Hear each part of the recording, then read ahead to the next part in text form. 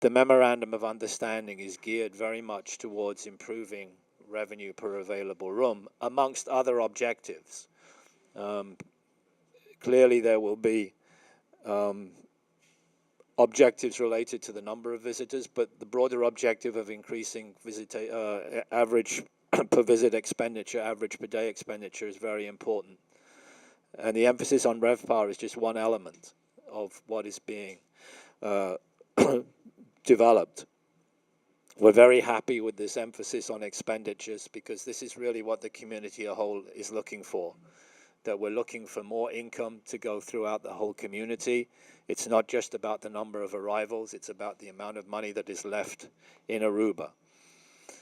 And we're very happy that the government and the minister has taken this objective on board. We're fully supportive of it, and we really want to make it work.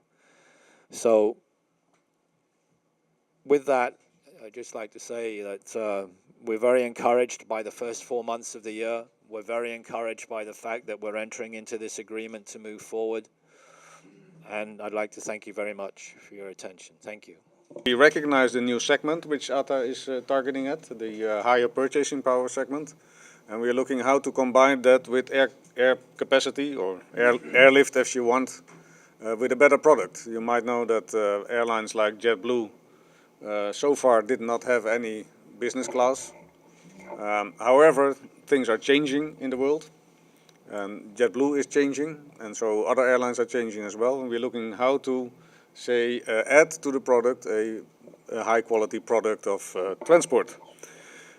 With that, you might need different services at the airport as well, and we are considering a commercial important people service, more or less. You can imagine that visitors staying in the high-end hotels would like to have a specific service when using the airport. So we are contributing for our part. We are looking very much to contribute on the other parts. Of course, we don't know nothing about hotel business, but we know about the airport, about the product Aruba, and we would love to contribute to that.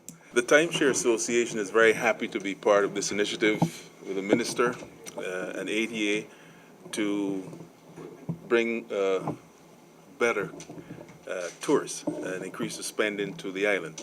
Of course, being timeshare, we are a bit of a segment apart from that, but it is still important because anything that stabilizes the industry, anything that makes it better, obviously impacts our industry very, very significantly. The timeshare members, as you know, and some of you may be timeshare owners yourselves, are people who come to the island, every year, and they love it. So, like I said before, anything that makes the island better, obviously, is beneficial for us all. There's some specifics that we would like to raise as it relates to the infrastructure that has to go along in supporting more spending. And there are things like, I'm sure you would have heard about the beach policy.